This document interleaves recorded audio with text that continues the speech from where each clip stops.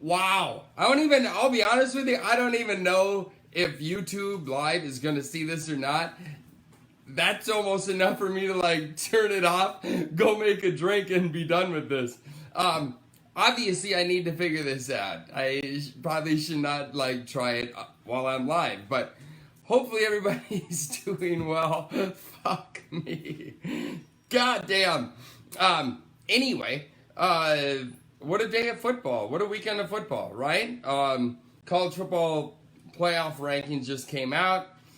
For those of you, whatever, live from Hollywood, it's Tough Love. I'm Alistair. As you can see, I'm fucking mad right now because I don't know what just happened. I don't know how to do this. My first time going live on YouTube, and because I'm using a program that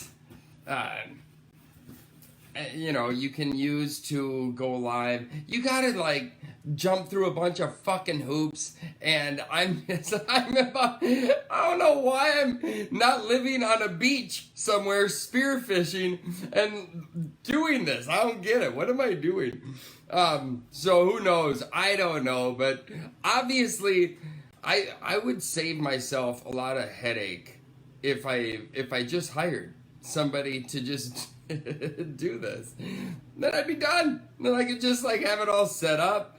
Because if you saw in front of me right now, it's a shit show. It's pathetic. I don't know what I'm doing. I have no idea. I've been watching YouTube videos, I'm not joking, for yesterday and today, trying to figure this shit out. And I'm not good. I'm not good at it. I don't know what I'm doing. So, with that said, maybe Sunday morning's going to be a little bit better. Denver, Dave, B-Rad, that's awesome. I don't know, MVP's in New York. How dope is that? Maybe next time I'll join you guys. MVP is merging vets and players, for those of you who don't know. So like I was saying, good football weekend. As funny as it is, like I mentioned on Sunday morning, Alabama at LSU was a downer. And it reflected in the rankings tonight. I think the biggest takeaway from this weekend, is that I hear a lot of people, oh, Rodgers and Brady, it wasn't what we expected, pretty anticlimactic. Think about this. Last week, it was Ty Montgomery who fumbled that kickoff, took it out, and then fumbled the kickoff. Whoa! Fucking murder things right now. So it wasn't Aaron Rodgers' fault, right? He didn't get the opportunity to lead the Packers on what possibly could have been a game-winning drive. Sunday night, Aaron, whatever his name is, something, fumbles, and, next thing you know, it's a different game. It's just a different game. Anticlimactic, yes. At the same time, was it just amazing to see Brady and Rodgers on the field at the same time? You guys know I love me some Tom Brady. I feel the same way about Aaron Rodgers. I'm a Vikings fan, right? So I have to be a closet Aaron Rodgers fan. But Aaron Rodgers is incredible. And here's my thing. This is the way, because everybody always says the GOAT, who's better, this and that. If you swap teams, and this is what I always do with the Barry Sanders and Emmitt Smith. If you swap Emmitt and Barry, it's no offense to Emmitt Smith, because he's unbelievable, but Barry would have possibly got 3,000 yards behind that offensive line in Dallas. Where if you put Emmitt on that line, or on that Detroit team behind that offensive line with that offense, we might not be talking about Emmitt Smith as a Hall of Famer if you did that. And I know there's a lot of Cowboy fans who blasphemy, but that's reality. So when it comes to Aaron Rodgers, Tom Brady, if you were to swap them, how much changes. I mean, I don't necessarily know how much changes. People want to talk about, Aaron Rodgers would have 6,000 yards passing and 7, Super Bowls. Keep in mind, it's a team sport. It's still a team sport. Tom Brady didn't necessarily lose 3 Super Bowls, one of which was the most ridiculous catch in the history of football, possibly, next to Franco Harris, maybe. That David Tyree catch, quite possibly, was the most insane catch we've ever seen or possibly will ever see. Especially in the Super Bowl. The magnitude of it. It's ridiculous. And then, the Eli Manningham, or the Eli to Manningham catch, so that's 2 of them. The Jesus Christ, last year against the Eagles, what do you want Tom to do? Threw for 503 yards, So what I'm saying is, just if you were to put Aaron Rodgers in Tom's place, how do you know Aaron would be better than 5-3 in Super Bowls? Think about that, by the way. Tom has basically been to half of the years that he's played a Super Bowl. So, would Aaron have done that? Maybe.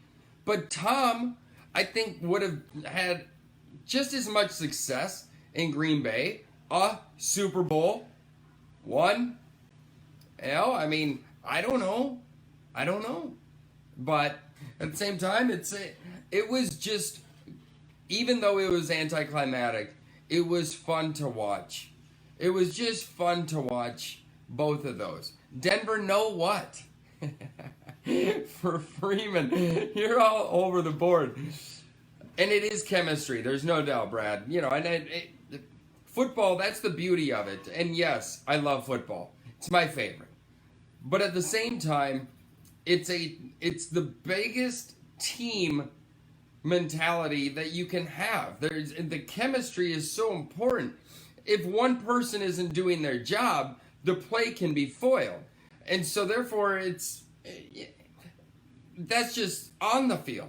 That's not the 53 men off the field, and you have attitudes and personalities, and the coaching comes into place. And yes, Tom Brady's had better coaching, but it is seriously, to me, it's very, very close. Barry and Emmett, it's not close to me. And I know people just, Emmett Smith, it's Barry Sanders is Barry Sanders. I'm sorry, we'll never see somebody like him ever again, ever.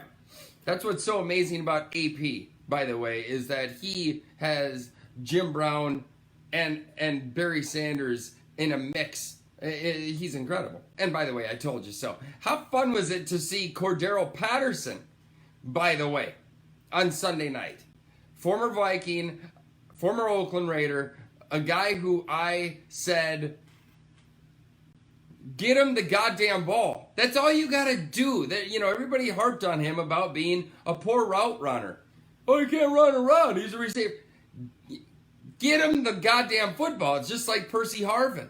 Just get him the ball. See what he's going to do. And sure enough, he comes in and they put him at running back. The guy's big. He's 6'2", 6'3", 225 all day long. That's a big boy. He might not look it. Yeah, but he's a big boy, and he's fast, and he's physical. It's shocking to me that the Vikings and the Raiders are that, well, I said it before the season. The Patriots will get the most out of Cordarelle Patterson, and sure as shit, bam, it's happening. I hate to say I told you so, because I rarely do, but I will take this opportunity to say I told you so. And I told you so on Adrian Peterson, too. Granted, he had a poor day on Sunday against Atlanta. Atlanta rolls into Washington. I lost money on that goddamn game. Beats the Redskins. But the Redskins had 4 offensive. Trent Williams didn't even start. He was out, inactive. And then they lost 3 more starters on the offensive line. And my buddy Bob wants to talk shit about Adrian Peterson, like, oh, what did he do on Sunday? It's like nobody would have done anything behind that line except save for Barry Sanders. Maybe. I doubt it. I mean, there's not much you can do when you're down 4 starting offensive linemen. That's where the game is won. I don't need to hear any bullshit. AP is on pace for 1,200 yards. I was just going to say that. You know, Cordarelle, baby. My little brother just tuned in. I don't even know if you guys can hear me on Facebook Live. I muted it. I just don't know if that went into the YouTube app or not. You know, it's so funny. I should have somebody there, should have, you know, somebody with lighting, whatever. I should really have, this a little bit more professional. Somebody should help me out with that. Shit costs money, you know, it just does.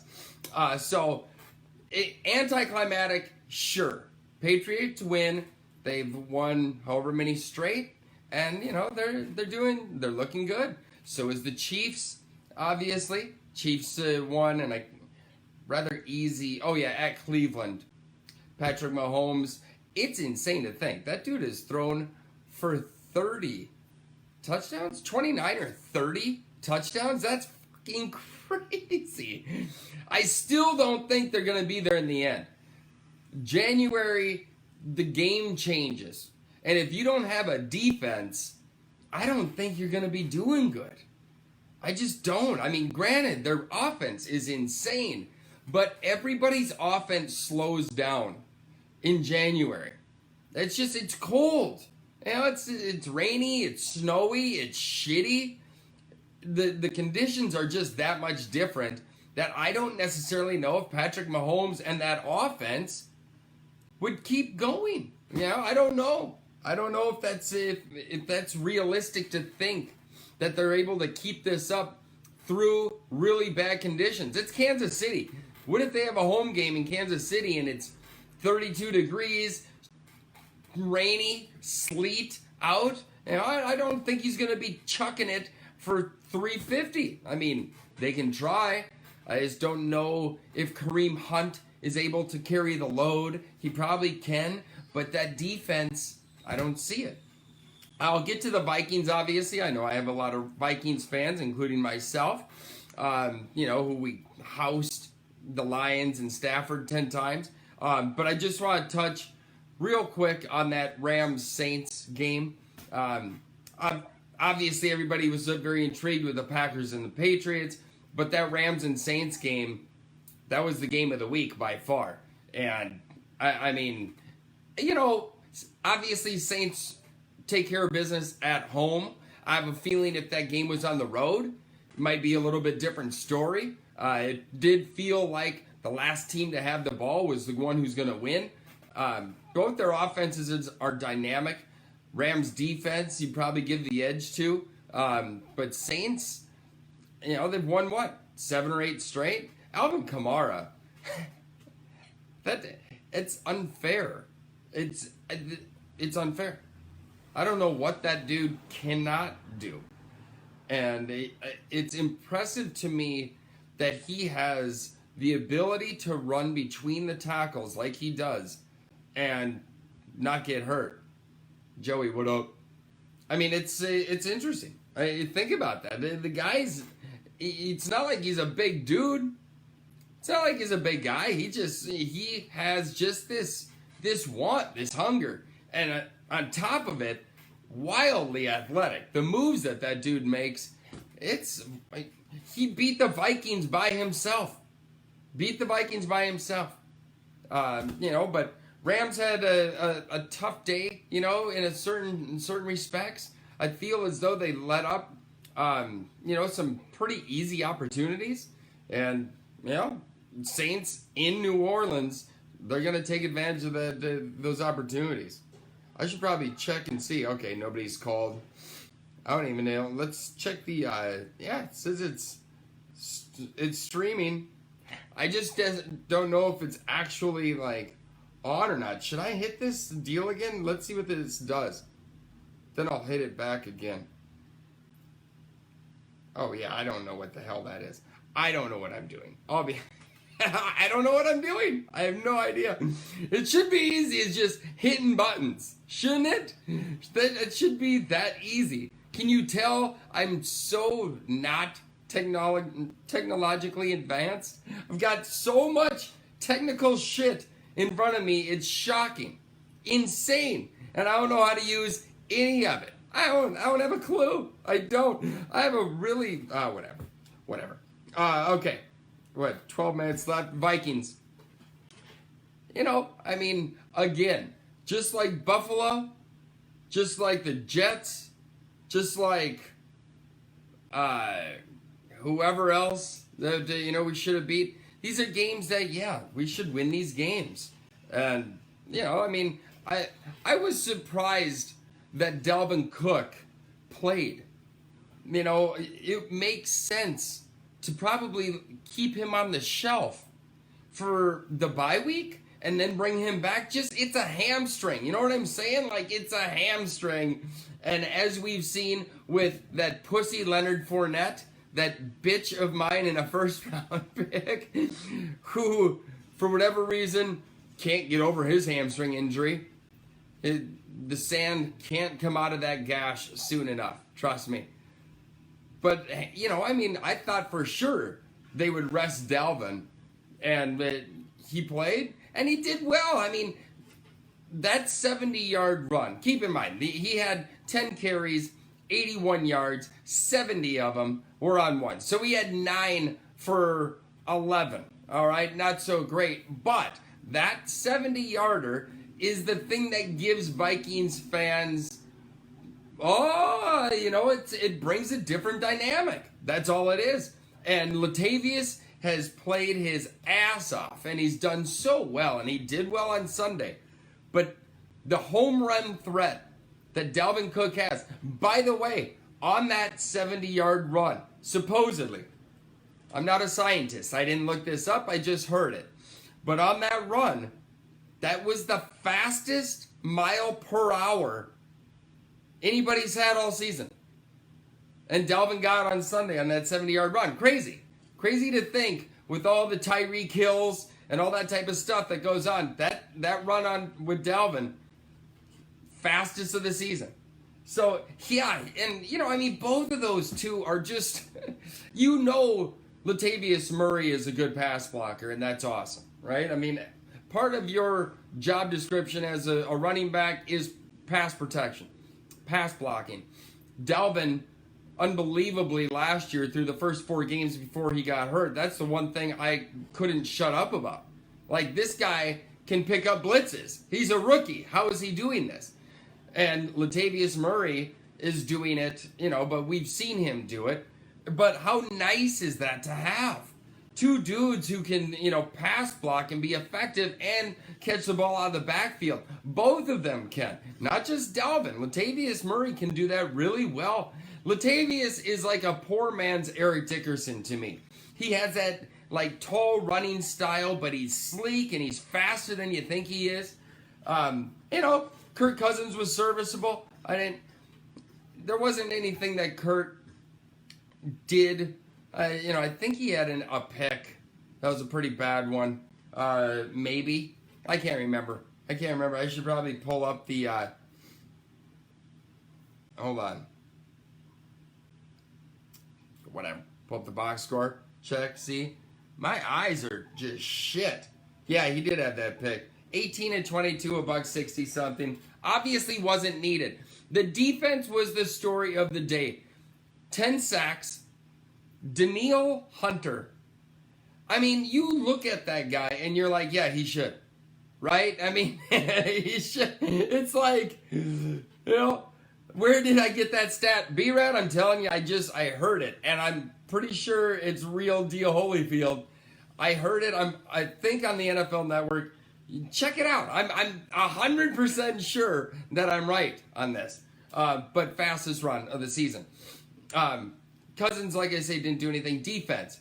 Danielle Hunter is 6'5", 260 pounds, 270 maybe.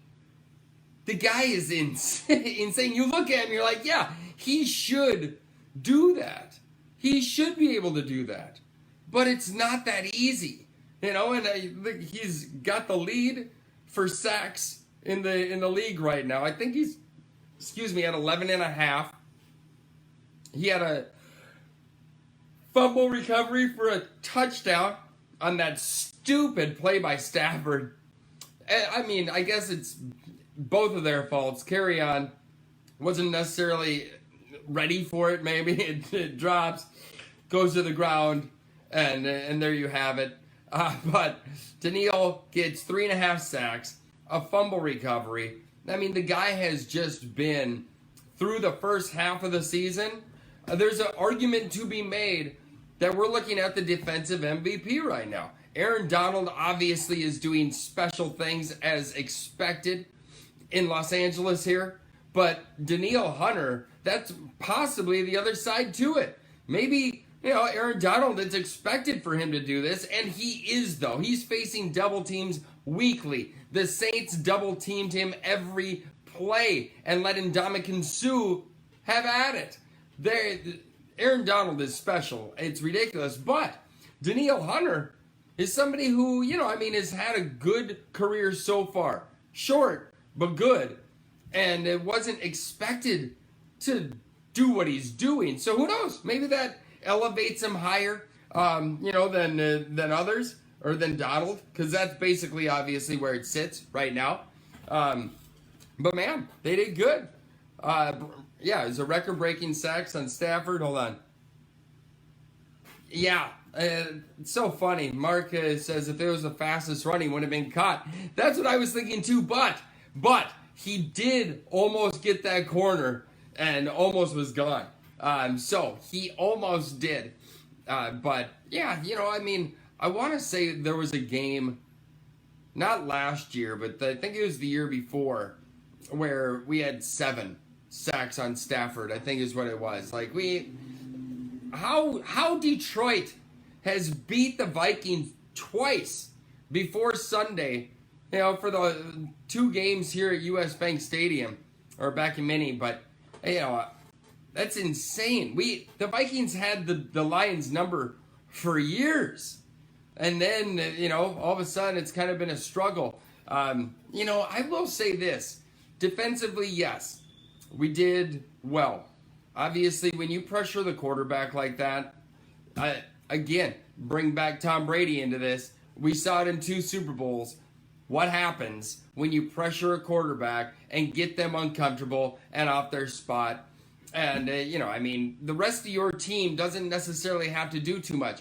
Off of those 10 sacks, keep in mind, 9 of those were from 4-man fronts, no blitzes. So think about that. Think of the advantage you have when the front 4 is getting that much pressure and you have 7 guys just hanging out in the back, just, waiting to make plays. That's important in the game of football. You cannot speak enough to that. It's incredible. It's nice to have that. The one thing that still bothers me, and I know he's awesome, don't get me wrong, but Xavier Rhodes plays up to his competition so much, it's insane. Antonio Brown, Julio Jones, AJ Green shuts him down. And I am not taking anything away from Marvin Jones. Marvin Jones, I have always been a fan of. I've always said he is really good. But man, Xavier, I don't know what it is. He had a tough go of it. I have 3.5 minutes. There was a couple things I wanted to hit on. I guess I'll just do the one in the sense that, when it comes to Oakland, I just want to throw this out there because I think it's funny. Apparently it's snowing back in Minneapolis. God, that sucks. It's not here in Los Angeles. But Oakland, what's going on with them right now sucks. Obviously, I'd hate to be a fan. But if you remember 30 years ago when Dallas was not so great, whatever, but they had Herschel Walker. And they convinced the Vikings to make that trade and get 3 firsts, 3 seconds, and 3 thirds.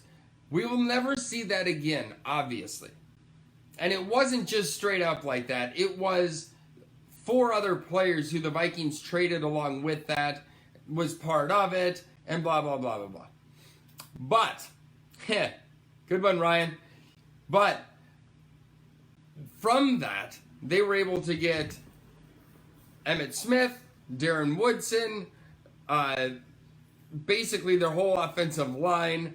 And so here's the thing. And, obviously you have to hit on the draft picks if you're going to get that many of them, right? But Dallas looks like shit. Oh, yeah, that's what the other thing was. I told you so on Dak Prescott, too. He's terrible, and he's terrible. But Dallas looks bad. That's a first-round pick that possibly is going to be top 10. They've got, obviously, the 2 from Chicago. Who knows how that's going to be this year or next year and then the year after. 90 seconds. They've got 5 first-round picks. I think they've got 6 or 5 or 6 second-round picks. All I'm saying is don't be shocked if Oakland, once they hit Vegas, keep in mind, people forget how exciting the draft is. The NFL draft is insane. And now the Raiders have 5 first-round picks, 3 next year and first, 2 after that. Who knows what else they're going to get away. Then they've got all these seconds going to Vegas, all this excitement. If they hit, they could have a turnaround like the Cowboys did. Cowboys took their best player and traded him away. Oakland and Herschel Walker. Oakland did the same with Khalil Mack and got a ransom back for him. You got a first for Amari Cooper. Telling you, it's just don't be surprised. It's not like John Gruden forgot how to coach. It's just it's just like college. You kind of want your players. If you're a college coach and you get hired, you kind of want your players. I'm gonna have to stop this on here. I don't know what I'm doing on here. I have no clue. But anyway, thanks for joining. Tough love. Sorry for the technical difficulties at the beginning. That was terrible. But I love you guys. And drive fast, take chances. I'll see you Sunday morning. Hopefully I'll have this figured out by then. Take care.